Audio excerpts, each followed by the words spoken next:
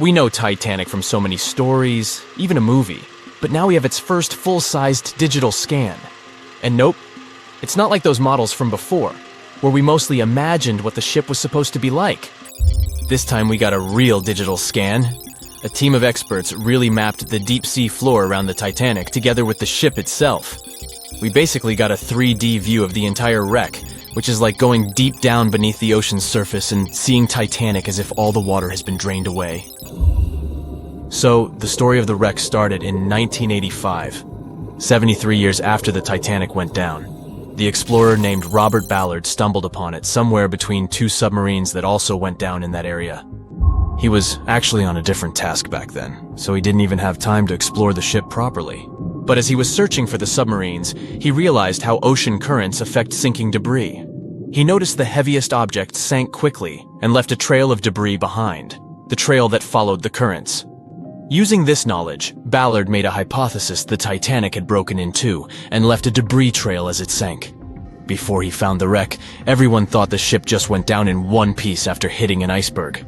So everyone knew where the ship was so the adventure could start, or not. It was hard to explore it. The ship is enormous, and the dark depths of the ocean make it really difficult to capture its whole body in one go. So we mostly relied on glimpses of the decaying ship, and had to settle with teasing scattered parts of the whole picture and filling it up with speculations and stories. But in the summer of 2022, we finally got something different. A team of experts from Magellan Loaded, a company specializing in mapping the deep sea, teamed up with Atlantic Productions, who were making a documentary about the project. They embarked on a mission to capture the complete view of the Titanic. They used submersibles. Those are vehicles that go underwater, remotely controlled by a team of skilled explorers. These submersibles dove deep into the ocean. It wasn't an easy job.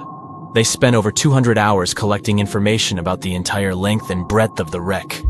It was like a real-life treasure hunt. But instead of finding gold and jewels, they took something even more precious.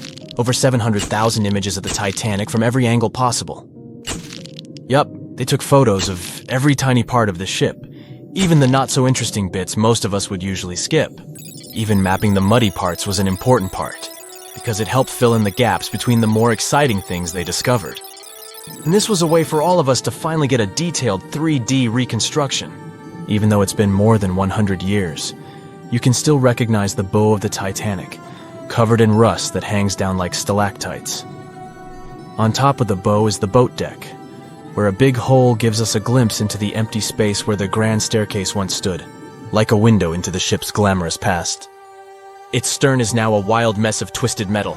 As the Titanic went down, this part collapsed and spiraled into the seabed. The bow and the stern ended up separated by about 2,600 feet. There's a vast field of debris surrounding this giant, stuck on the seafloor. This debris is like a scattered treasure trove, full of intricate metalwork from the ship, statues, and even unopened champagne bottles. There are also personal belongings that went down together with the ship, like dozens of shoes resting across the seafloor. It was a tough task to do, go down and take all those pictures. It may not sound that hard at first, considering it was the vehicle that really immersed itself into such deep parts of the ocean, not the people. But studying the ocean is hard. We haven't explored, mapped, or even seen over 80% of it. The conditions are harsh, and the pressure becomes more intense the deeper you go. And their vehicle had to dive down to nearly 13,120 feet below the surface. That's like 12 Eiffel Towers stacked on top of each other. Plus, you have strong currents in that area, so it was probably like trying to navigate through a watery maze. And submersibles weren't supposed to touch anything. Even the slightest wrong step can damage the wreck that was already so fragile. It seems like the Titanic is frozen in time, so it will always be there waiting for us. But in reality, it's slowly disappearing. It's pretty obvious that the ocean water ruined it considering how long it has been down there. But it's not just that. The wreck itself has become a home for a specific type of bacteria Halomonas titanicae that even got named after the famous ship. These bacteria have a special ability. They can survive inside rusty formations known as rusticles. They kind of look like icicles, those spikes of ice that form when water falls from something and freezes. These bacteria have a taste for iron, which is abundant in the ship's hull. For them, it's like a real buffet down there. And as time goes by, These bacteria will keep eating away at the iron in the ship, bit by bit, until one day the feast comes to an end and the whole ship is gone. It's like a slow but steady recycling process. So this 3D model we got because of the hardworking team and technology comes at the best time because we never know how much time we have left with exploring the famous wreck. This time we might even understand the collision with the iceberg better. You know how movies always show the Titanic hitting the iceberg on its right side? Well, we can't even be certain about that. The scans could help us figure out if the ship actually grounded on the iceberg, like getting stuck on it. We can study the stern and analyze how the Titanic struck the seafloor. That will also help us understand what really happened during the sinking. Maybe we'll get a chance to discover if there was really a strong fire that sealed the fate of the Titanic. One theory says that the coal fire had been raging for a whole 3 weeks before the ship even took its first and last trip. And this could have made its hull weaker, which means most of the work was done. The iceberg just delivered the final blow, if there even was an iceberg, as some people wonder. There's an alternative theory they suggested where the Titanic may have actually hit a hidden mass of pack ice instead of a typical iceberg.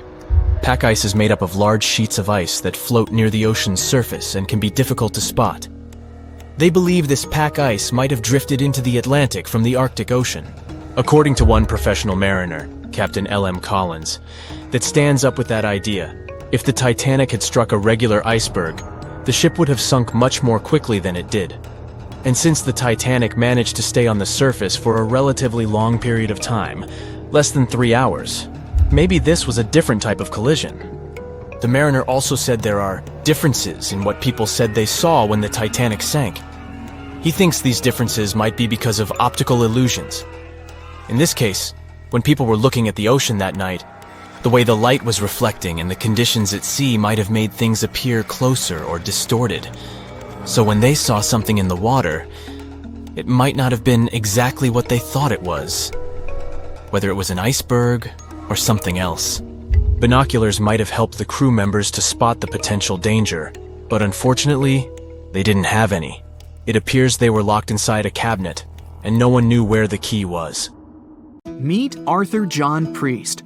No, he isn't famous for being a painter or for discovering some long-lost treasure.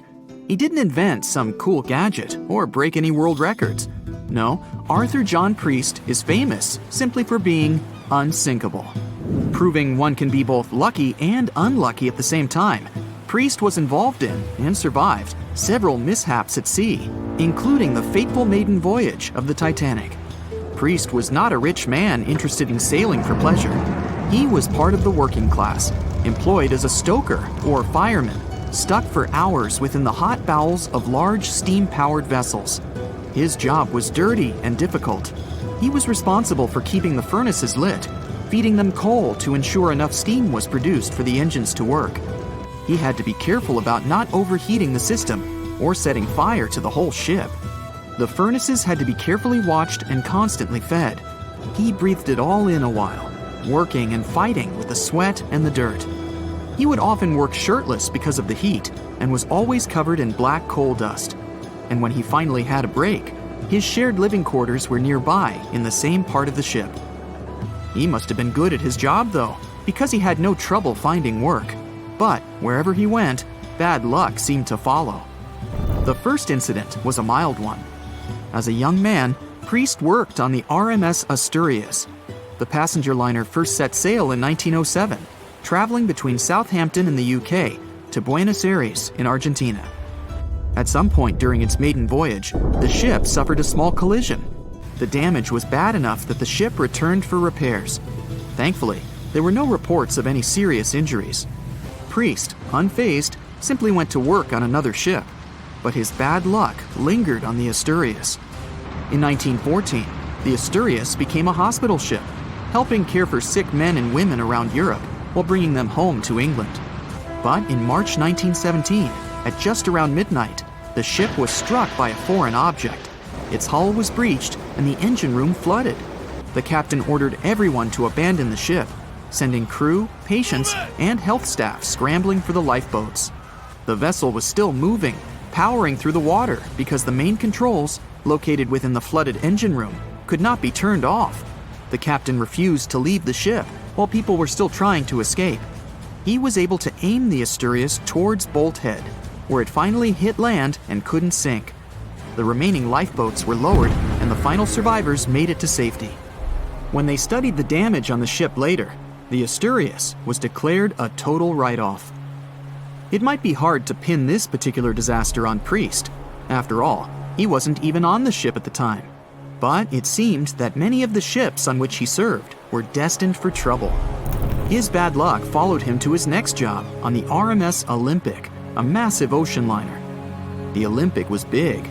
In fact, it had been designed and built as part of the fleet that included the Titanic. But with size came sacrifice.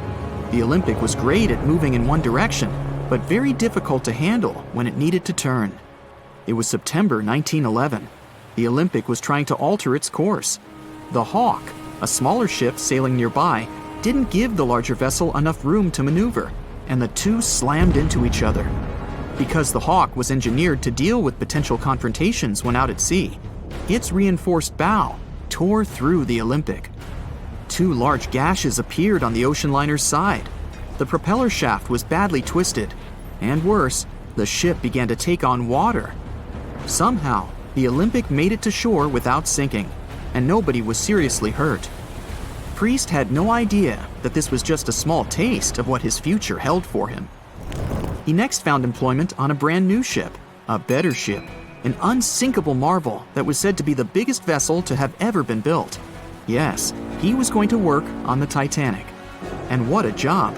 It took 29 boilers, requiring 850 tons of coal a day to produce enough steam to power the Titanic. Priest was just one of 150 stokers toiling away in the ship's underbelly, keeping those fires burning day and night. He made around $30 a month.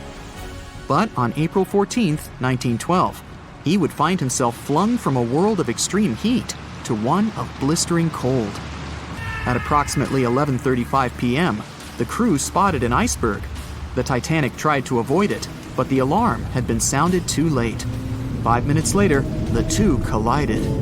The iceberg tore through the hull, and the once watertight compartments inside were badly ruptured.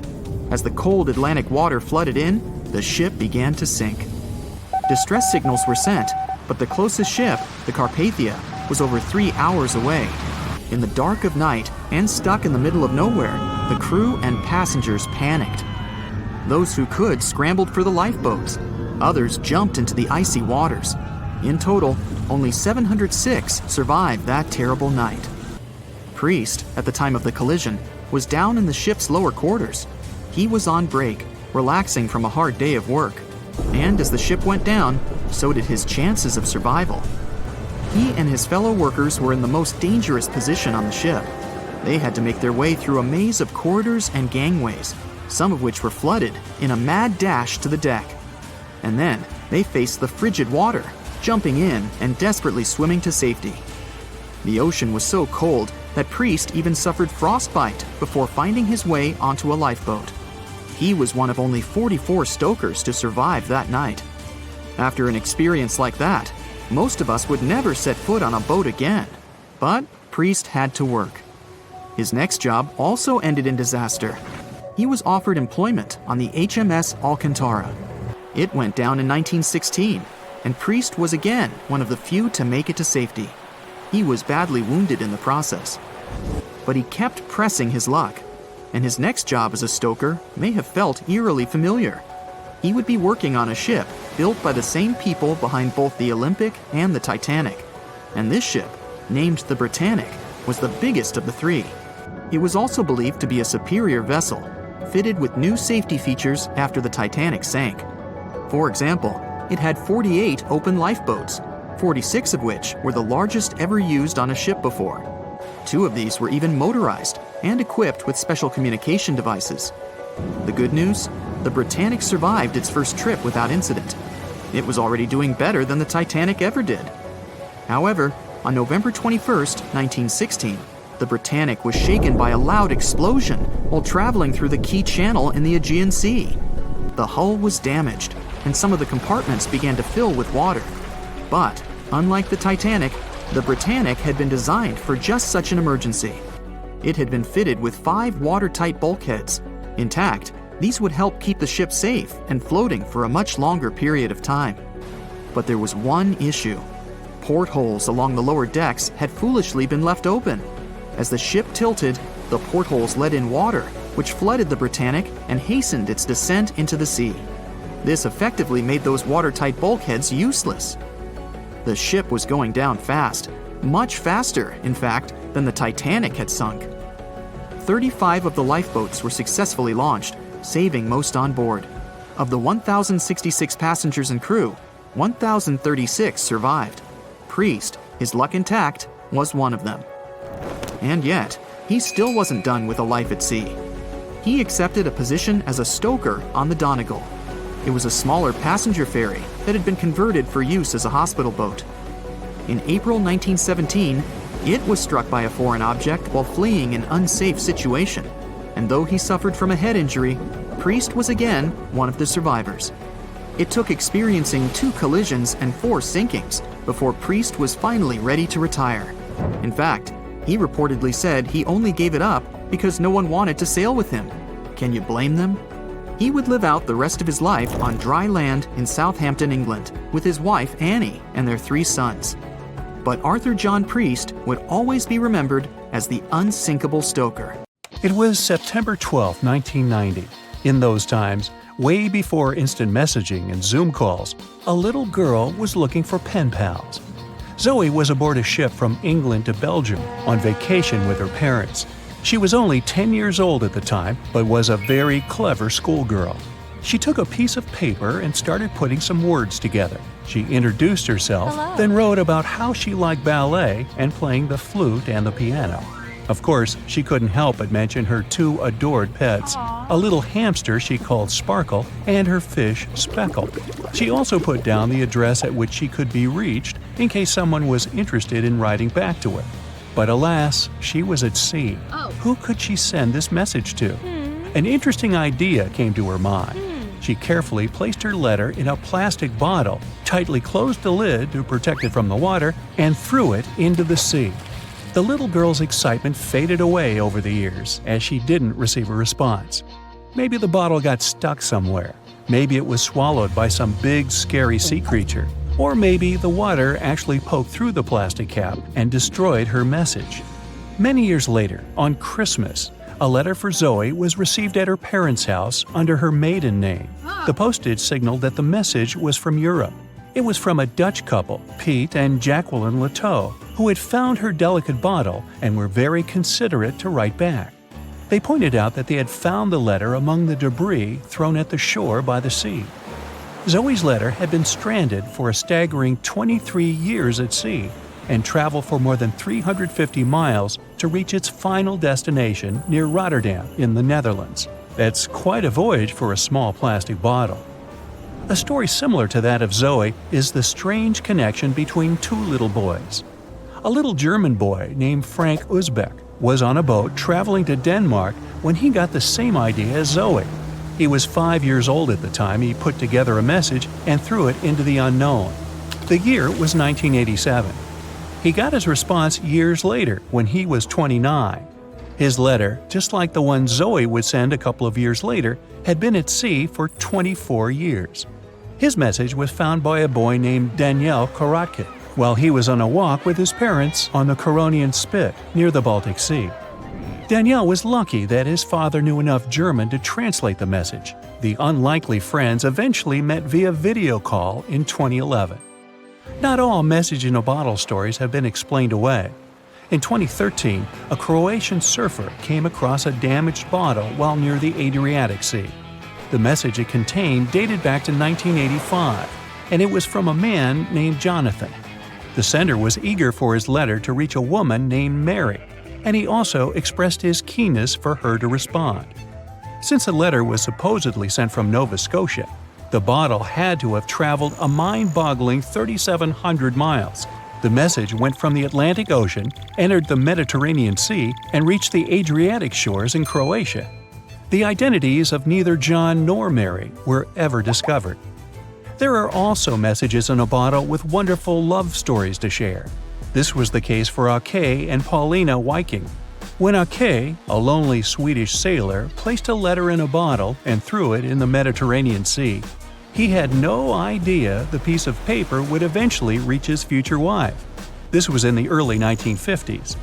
The bottle was found by an Italian man who was inspired enough to give it to his niece, Paulina.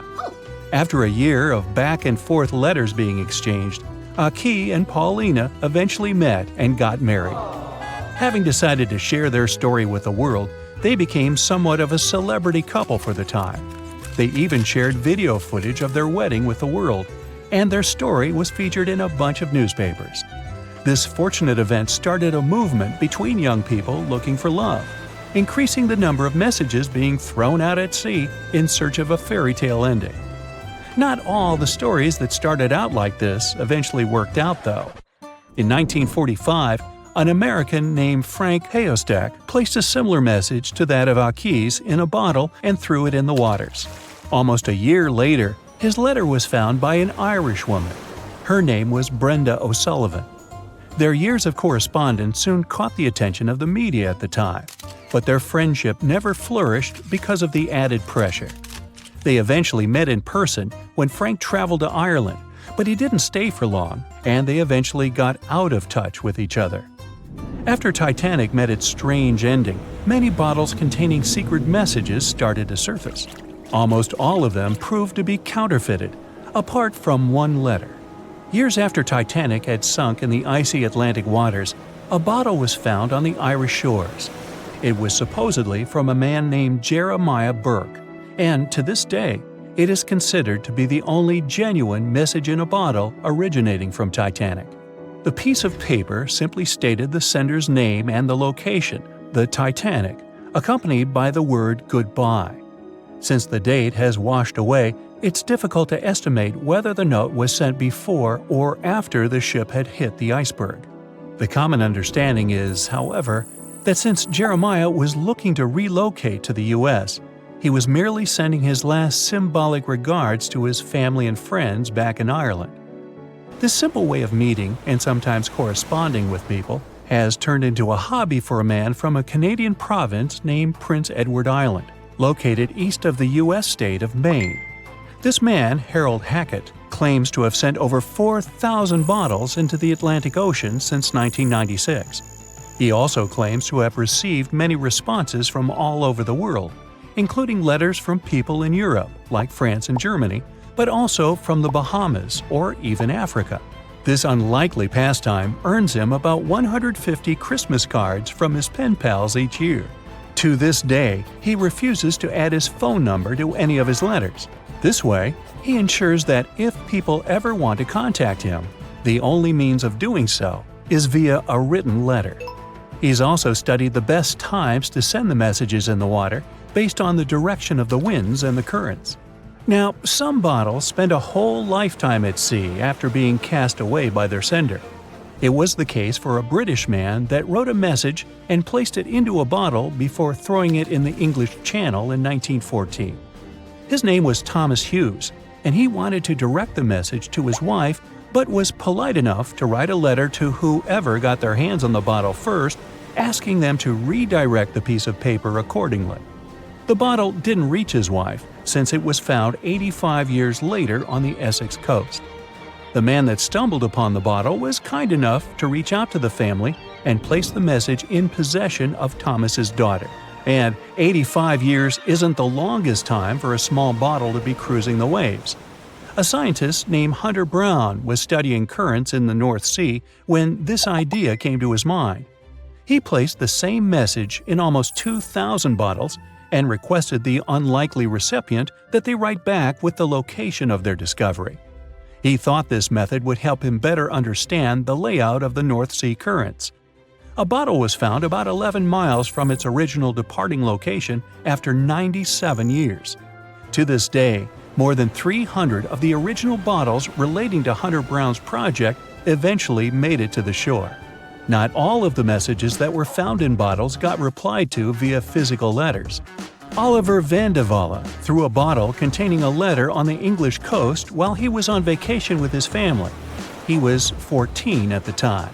33 years later, a woman reached out on Facebook claiming she had gotten his message and tracked him down through his social media profile. At first, he hardly remembered having placed the letter in the bottle, but he eventually recounted the events, even the fact that he sealed the bottle with candle wax to make sure it was leak-proof. And then there's Christina Aguilera and her bottle. No wait, hers is about a genie in a bottle. Okay, never mind.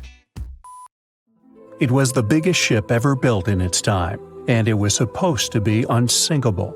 But within days of steaming out on its first voyage in 1912, the Titanic was gone beneath the relentless waves of the North Atlantic Ocean. And of its more than 2,200 passengers and crew, only 706 survived that dreadful night. Would a smaller ship have fared any better in the same situation? Did the size of the iceberg truly matter in the end? Was it a mistake for the ship to change course at the last minute as it tried to avoid impact? These are three questions that have people pondering, what if? We do know that Titanic was considered an engineering marvel in its day. Designed by Thomas Andrews for the British shipping company White Star Line, it was just over 880 feet long and 175 feet tall. Built with abundant space for 840 staterooms, a swimming pool, a squash court, a gym, and 2 dining rooms. But it was below deck that one of its most impressive new features could be found. Titanic's hull was divided into 16 compartments designed to be watertight. Up to 4 of these compartments could take on water in the event of a breach, with the remaining 12 helping to keep the damaged ship afloat. It was thanks to these compartments that the ship was regarded as unsinkable. Rumor has it that Philip Frank, White Star Line's vice president, even declared, "There is no danger that Titanic will sink. The boat is unsinkable, and nothing but inconvenience will be suffered by the passengers." On April 14, 1912, that proved to be mistaken when Titanic struck an iceberg.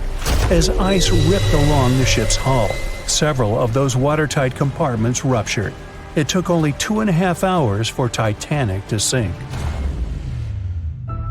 Did the size of the iceberg that hit Titanic seal its fate?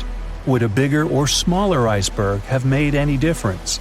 Icebergs come in a wide variety of shapes and sizes. They are pieces of ice that have broken away from glaciers or ice shelves in the Arctic and Antarctic, and are now wandering across the ocean until they eventually melt. One of the tallest icebergs ever found would have easily dwarfed Titanic. Discovered in 1957, it was 550 feet high. That's close to the height of the Washington Monument. Imagine ramming into something that big. Smaller icebergs, though, can turn out just as dangerous. Some are the size of houses and called Bergy bits. Others, closer to the size of a car, are called growlers.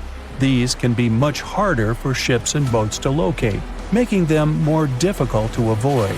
And, though smaller, they can produce a lot of damage when hit.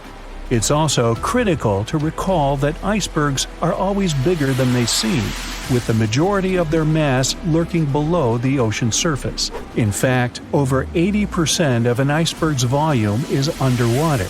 Most of its sharp, jagged edges cannot be seen. Roam too close, and you risk damaging your ship's hull. Because Titanic had little notice of its impending doom, a smaller iceberg, struck at the same angle, could still have been enough to bring that mighty ship down. Now, it's possible that had the iceberg been larger, it would have been spotted sooner. Titanic might have had time to alter course and avoid the impact. But missing that one iceberg would not have guaranteed Titanic's safety. It was traveling in a dangerous stretch of the Atlantic called Iceberg Alley. It's located 250 miles east and southeast of Newfoundland, Canada. Behind one iceberg, there could be another, and another after that. And so the crew on board had to remain very attentive to avoid several potential collisions, not just one. A smaller ship might have been better suited for the trip. Titanic's size was certainly a challenge when it came to steering.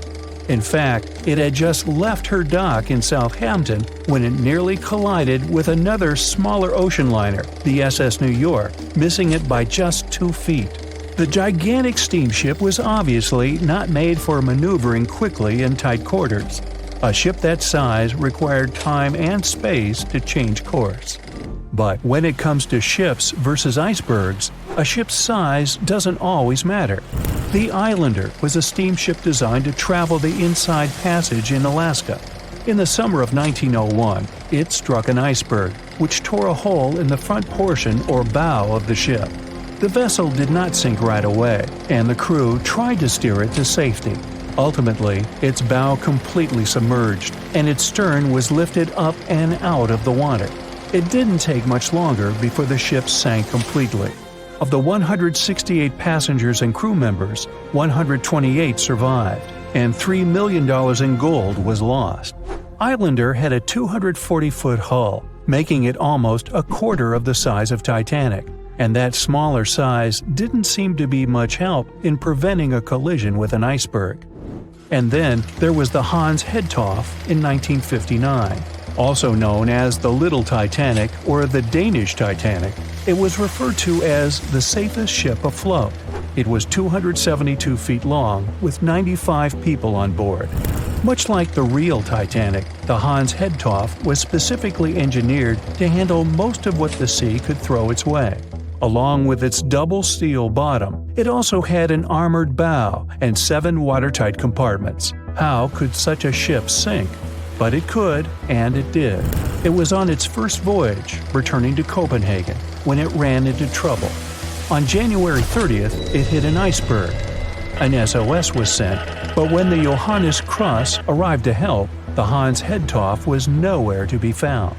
The only evidence of the ship's existence was a lifebelt that was washed ashore in Iceland 9 months later. Again, the ship's smaller size didn't work in its favor. A smaller size of Titanic wouldn't have guaranteed a safe voyage in 1912. The final what-if concerns the last-minute choice when the iceberg was spotted and the alarm sounded. First, Titanic could attempt a complete stop. But this wasn't an option, as the ship needed a half a mile to come to a halt, and the iceberg was a mere 900 feet away. Second, the Titanic could attempt to avoid the iceberg by steering away from it. This is what the captain ordered, but the attempt was unsuccessful, resulting in a deep gash across the ship's hull. The final option? To hit the iceberg head-on. Would this have made any difference? The answer is an intriguing maybe. Some think a head-on collision would have saved Titanic. In this scenario, the collision would have limited the damage to the very front of the ship.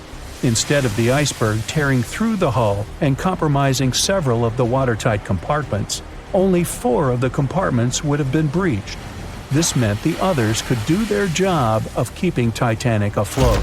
The ship could be stuck, unable to move, but it would remain above water until help arrived. This would provide a ship like Carpathia enough time to reach the scene of the accident and bring the people on board to safety. One of the Titanic's designers, Edward Wilding, made a similar claim during an inquiry into the sinking. He argued that most people would have survived a head-on crash, and that Titanic itself would not have sunk. Others disagree, though. First, the special bulkheads on Titanic were designed specifically to protect the ship against collisions with other vessels, not with icebergs. These compartments would crumple upon impact, absorbing some of the force while the other ship absorbed the rest. Though the damage would still be extensive, the remaining bulkheads would keep the ship afloat. But an iceberg does not have the same flex in a collision as you would experience with another ship. Most of the force would be absorbed by Titanic, resulting in greater damage to the ship. Even worse, the impact would be carried through the full length of the ship. Rivets would burst, seams would tear, the compartments would quickly flood, and the ship would sink even faster, resulting in fewer survivors. In any case, as with most what-ifs, we'll never really know the answer. As tragic as Titanic's first and last voyage was, it did result in changes that helped make venturing out to sea much safer. Findings from hearings on the disaster led to the creation of the International Ice Patrol, or ICC, in 1914. an organization that tracks icebergs in the Atlantic and Arctic Oceans to ensure vessels in the area can avoid them. In the US and Britain, ships were obligated to carry enough lifeboats to accommodate every person aboard. Regular lifeboat drills were made mandatory. And finally, the bulkheads on ships were made higher to keep water out, and bottoms were stretched to create double hulls, helping make the compartments truly waterproof. There's no denying that Titanic was a terrible tragedy, but the lessons learned from that night to remember has helped prevent many more. April 14, 1912. The dark night was filled with horrible sounds of a giant metal vessel breaking into two. The largest ship of that time collided with an iceberg that was on its way. The Titanic, one of the biggest stories of the 20th century that people still talk about. The starboard side of the giant vessel brushed up against the iceberg. It was 11:40 p.m. when things started going wrong.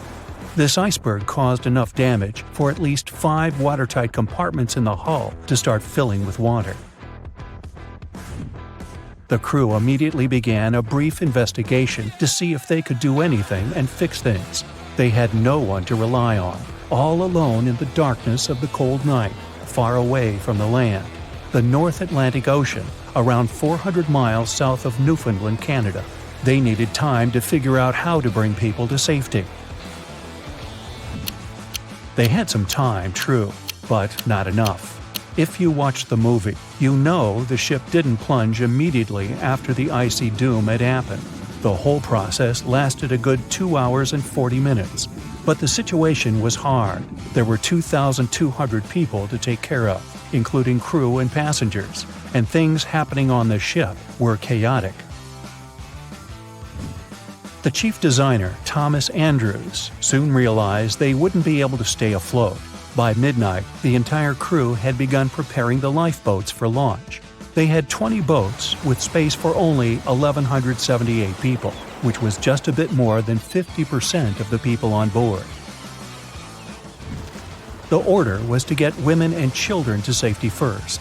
Crewmen were there to row and guide the boats. The scene over the next 2 hours gradually started escalating.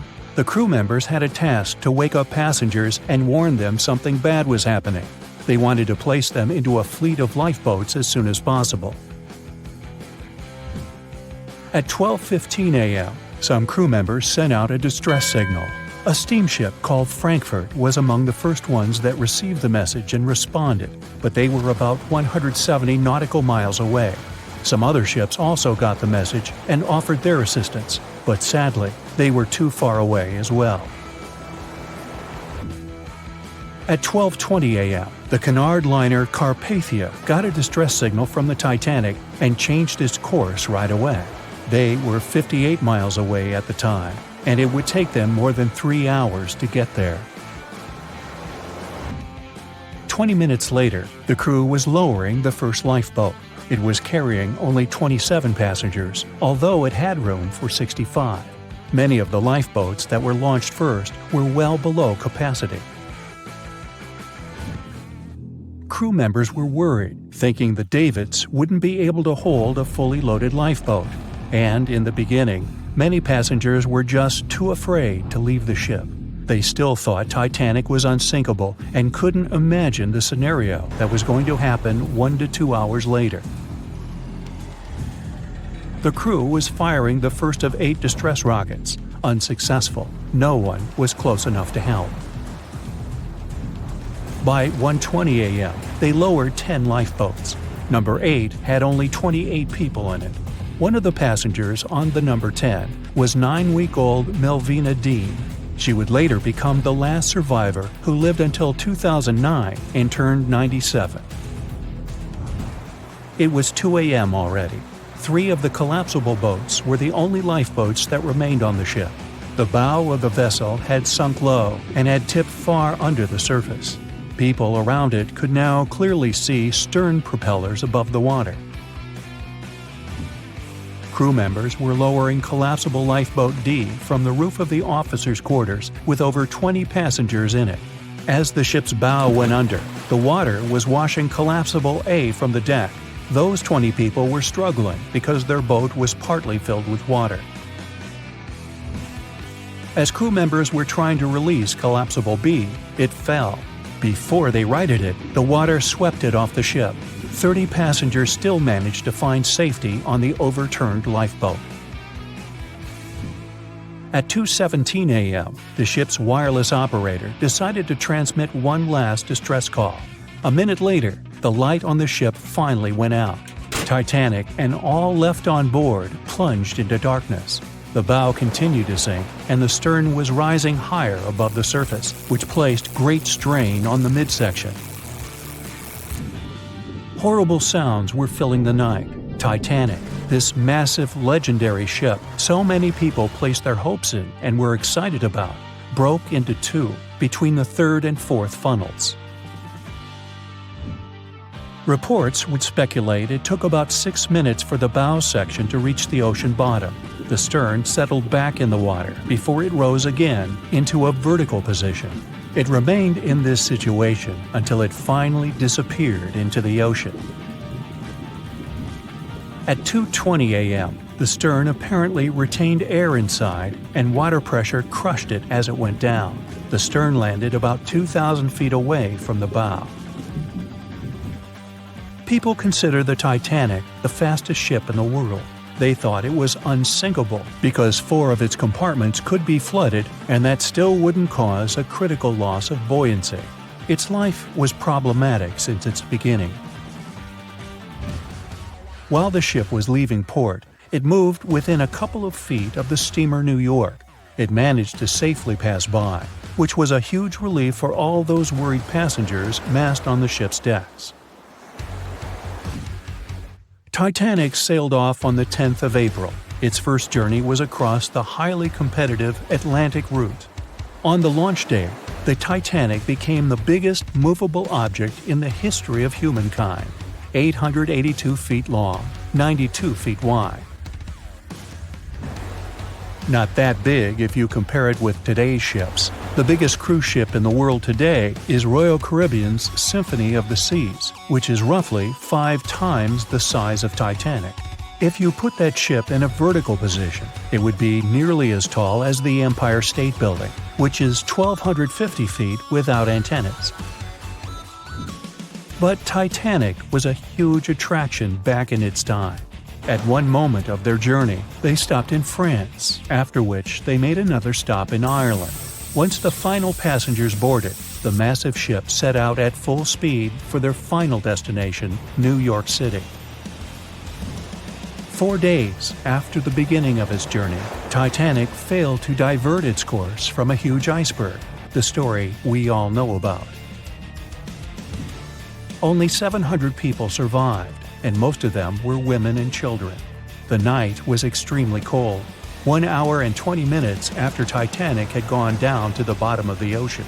Survivors weren't even sure someone was coming to save them. Finally, they saw the light. It was Carpathia coming towards them. They came for the people in the lifeboats. The crew brought them aboard and pulled a handful of other passengers out of the water. Many ships tried to contact Titanic a few hours after it sank. Their messages were never returned. Later, when there was an investigation of what really happened, they discovered the Leyland liner California had been less than 20 miles away when Titanic was sinking. But the crew didn't hear the distress signals coming from Titanic because their radio operator was off duty. Countries from both sides of the Atlantic were shocked and horrified when they heard details of what happened to Titanic. They decided to make changes to ship operations, rules that would help avoid such events in the future. They held the first International Convention for Safety of Life at Sea, where they adopted rules for every ship to have lifeboat space for each passenger on board. Also, lifeboat drills became mandatory. They also decided to establish an international ice patrol. Its main role was to monitor icebergs in the North Atlantic shipping lanes. Ships also needed to maintain a 24-hour radio watch. Titanic wasn't built alone. Because of the size of this magnificent ship and all the new equipment it required, it would have been too expensive as a one-off. So the team built the Titanic alongside two sister ships, and both of them had eventful lifetimes. RMS Olympic came first. It was launched in 1910, and for a whole year was the biggest liner in the world. The Britannic was another sister ship that sailed for a while before it too ended down on the ocean bottom. But only Titanic became a legend and one of the most fascinating stories of modern history. Can you guess how many theories of the Titanic's sinking exist? Right, loads, including a theory of my own, which I'm going to share with you today. And then you can decide which one seems most likely to you. One Piece theory. The very first version of the events was the One Piece theory. It's very simple and basically claims that the sinking happened without any breakups. 2:15 a.m., the ship collides with an iceberg. 2:18 a.m., the lights go out. The ship reaches an angle of 45 degrees and then quickly begins its final plunge into the ocean depths. 2:20 a.m., only about 3 minutes later, the RMS Titanic disappears under the surface of the ocean for good. The liner doesn't break, it just goes down as a whole piece. Of course, this can't be true. In April 1912, the Titanic was not only the largest ship in the world, but also the largest ship ever built. It's hard to believe that such a heavy vessel could have gone down without breaking. That's just impossible. Well, I mean, you can't blame the theorists. Before we found the wreckage, there were no other theories. Wait a minute, or were there? The day after the disaster, the survivors gave their interviews. They talked about what had happened, and some of them claimed that the ship had actually broken in two when it had been flooded. For example, Jack Thayer, a 17-year-old boy, outlined the sinking as he remembered it, and L.D. Skidmon drew a sketch based on his description. The picture clearly showed the ship breaking in half. But no one believed Jack or other witnesses. There was no evidence, so their claims were received with a grain of salt. But in 1985, things changed. First breakup theory. That's when Robert Ballard found the wreckage of the Titanic in the depths of the ocean. When people saw the wreckage, it became clear that Jack and the other survivors had been right. The Titanic did indeed break in two when it sank. So it's time for a new theory. 2:15 a.m. The keel breaks, the starboard list eases, and the hull continues to bow and crumble. 2:17 a.m. The galley sections break off. The towers immediately drop under their own weight. The lights go out. The stern is pulled into the air. The bow breaks off and starts sinking. The aft is barely hanging on to the starboard side of the stern section superstructure. The stern section slowly lists over to port as it begins sinking again. It rises up one last time and pivots in a semicircle as it sinks. It all sounds pretty convincing, right? But people began to find plot holes in this theory. For example, the Titanic couldn't have held together until it reached such a high angle. The breakup would have had to begin much earlier. This only meant there was still a vast field for research and speculations. So people started to come up with their own possible scenarios.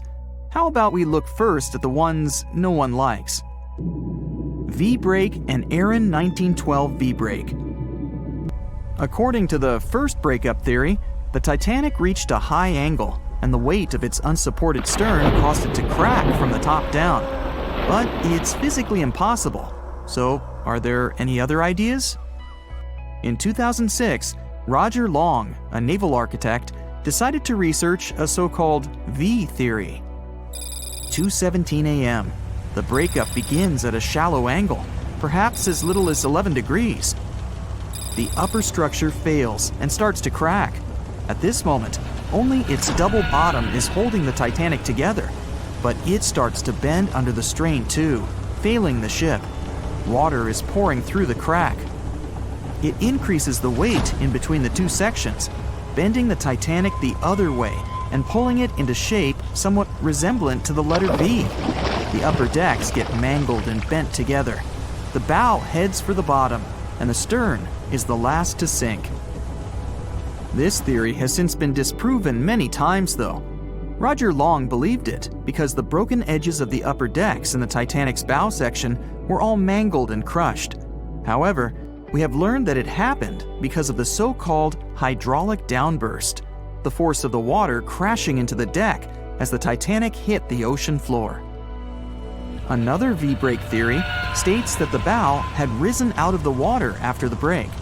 This theory was mainly peddled by one former Titanic enthusiast. But not only has this theory been proved to be physically impossible due to the bow's incredible mass, it was also inspired by incorrect information. Remember Jack Thayer? Well, it was based on his sketch and the words of a couple of passengers. But the truth is, none of them had ever seen the Titanic break down like this. Jack himself even stated in an interview that the sketch was completely out of context to what he had actually seen. It was drawn by a passenger on the Carpathia, the ship that received the Titanic's distress signal and came to its aid. It couldn't be used as evidence. Now that we know this, let's move on to the theories that most people believe in. James Cameron's banana peel theory. Who hasn't seen the legendary movie about the Titanic, right? It became the leader of the 70th Academy Awards ceremony in the number of nominations and awards, and deservedly so. But did you know that James Cameron had been interested in the Titanic for many years and studied the ship's history? His books and research are very detailed, and he even came up with his own version of the events. It's called the banana split theory, and this is actually what you could see in the movie. Here's how it goes. The Titanic reaches a 23-degree angle and fractures down to the keel. The double bottom acts as a hinge as the stern falls down. When the double bottom fails, the bow and the stern separate. The stern lists to port, standing vertically, and then begins to go underwater. This theory is the most scientifically accurate one, along with Roy Mengat's theory. Wait, who's Roy Mengat? Mengat theory. Roy Mengat was an engineer who came up with the most plausible theory for the time being. 2:17 a.m. The lights go out on the Titanic. At this moment, the ship is at an angle of 20 to 23 degrees. Suddenly, the vessel snaps in two just around the third funnel. It causes the stern to settle into the water. The keel fails first. The draft and lower hull are crushed and break apart. Water surges into the bow and stern of the ship through the huge cracks, causing the bow section to sink beneath the waves. The stern rises up to the angle of 70 to 90 degrees, and then it sinks too. This theory seems to make the most sense, but it's quite controversial. The survivors who saw the breakup stated that the stern had settled back with the bow completely missing. Mengat's theory, however, contradicts that statement, while James Cameron's scenario takes this into account. Are you thinking what I'm thinking? The truth must be somewhere in the middle. My version. Now, as promised, I'll provide you with my version of the events. Well, it's not really my theory, more like a combination of Roy Mengat's and James Cameron's ones. I believe that James Cameron was right about the breakup. 2:17 a.m. The ship is at a high angle. The lights go out. Then it snaps into two pieces. The bow starts sinking. The double bottom is still attached to the stern for a minute or so. Once the double bottom fails, the two parts separate and the bow goes down. Then, as Mengat said, the stern rises up at a high angle, and then it begins to sink vertically. It might have actually happened because the survivors stated that they had seen a clean break. This means it couldn't be hidden. And they had also seen the stern staying vertically in the air for a long enough time, probably a few minutes, before disappearing. Anyways, all of these are just speculations. Regardless of how the Titanic broke apart and sank, it was a great tragedy. It's already been 110 years since the Titanic collided with an iceberg and sank. Did you know that in 2022, the Blue Star Line Company is completing the construction of an exact replica of the Titanic. Called the Titanic II liner, the ship will be sent sailing along the same route with 2,400 people on board. Let's hope that everything goes well for them. It seems like we all cried watching the heartbreaking goodbye of Jack and Rose from the Titanic. Oops, spoiler, sorry. But the real-life stories from the sinking of the famous ship were no less touching. Joseph LaRoche was born in 1886 in Haiti to a wealthy family. He was growing up without a dad, but his mother was a self-made woman and a respected merchant. His uncle was the head of his country. Joseph was fluent in French, Creole, and English. At the age of 15, Joseph realized he wanted to become an engineer. There were no engineering schools in Haiti, so he moved to France to get his education. The journey took him a whopping 83 days. Still, in his student years, Joseph met Juliet in a suburb of Paris through a mentor. They soon became friends, and then it grew into something bigger. The couple decided to get married. There was only one problem.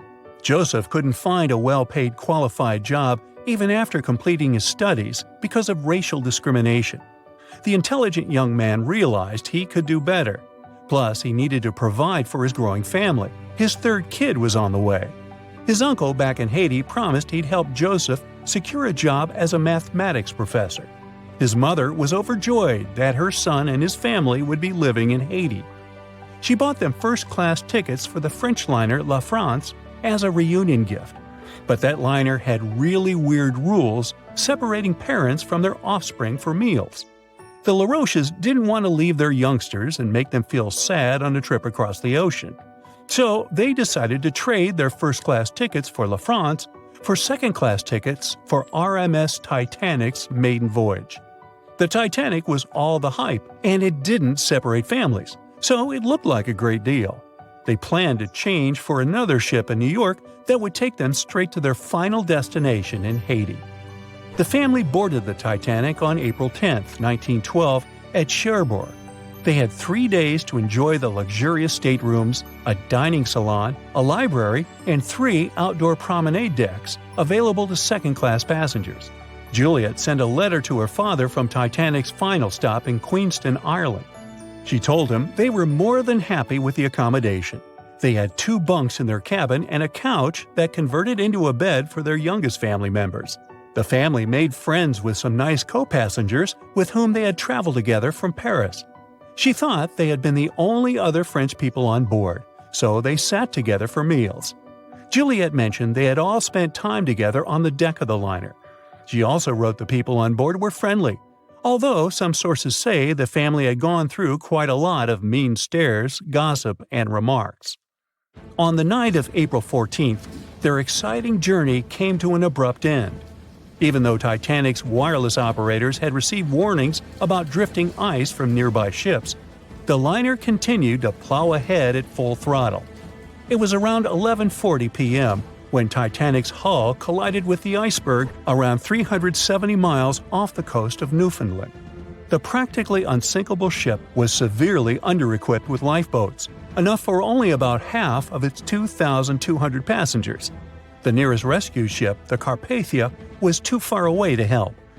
A steward woke up the LaRoche family and took them to the lifeboats, as Juliet remembered later.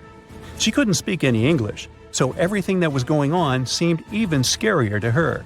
A little after midnight, the crew received the order to give priority to women and children when boarding the lifeboats.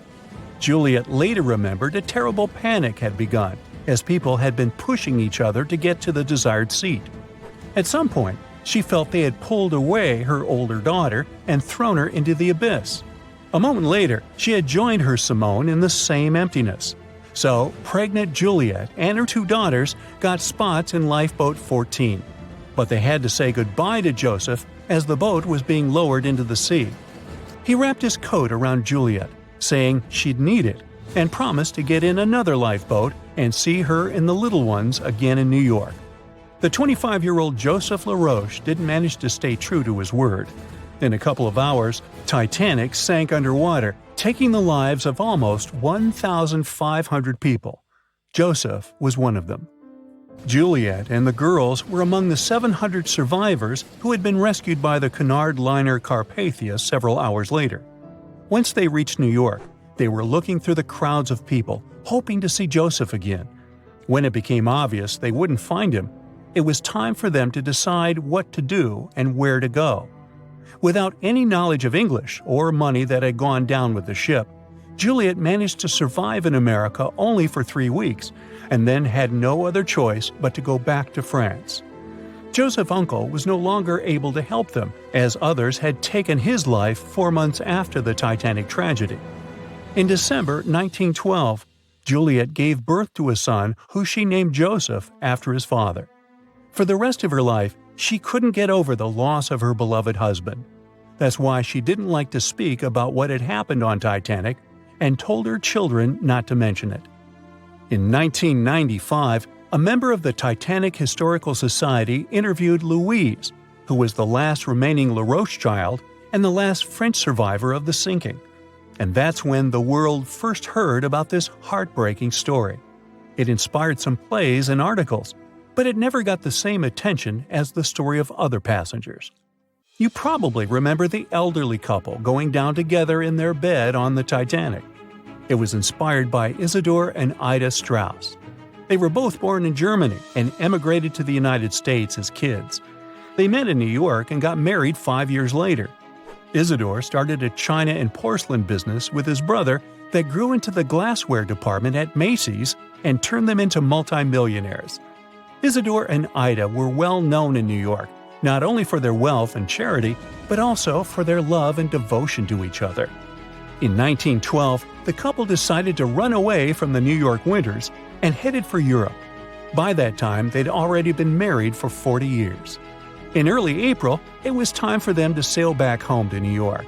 They normally traveled on huge German liners, but at that time, they couldn't resist the hype of everyone talking about that new luxury liner, the RMS Titanic. That's how they ended up in one of the first-class private suites at the top of the ship.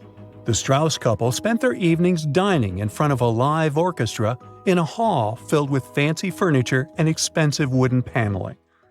On the night of April 14th, they felt a slight tremor and then left their private suite and waited for instructions from the crew. They told the passengers not to lose their passes, as they'd need them when everyone got back on board. But the ship was going under. The Strauss couple were standing next to Lifeboat 8. Mr. Strauss, who was 67 at the time, was offered a seat with his wife because of his age. He refused it, saying he was not too old to sacrifice himself for a woman. He wanted to wait and make sure no women and kids were left behind. Ellen Bird, Ida's maid, hesitated before getting on the lifeboat, but Ida told her to go. She took the easy decision not to leave her husband on the sinking ship. Ida took off her beautiful mink coat and handed it to her shivering maid, saying she wouldn't be needing it anymore. Isidor didn't manage to convince her to save herself, so they stayed together till the end. Some of the surviving first-class passengers later remembered they had seen the couple standing peacefully on the deck, holding hands, just waiting.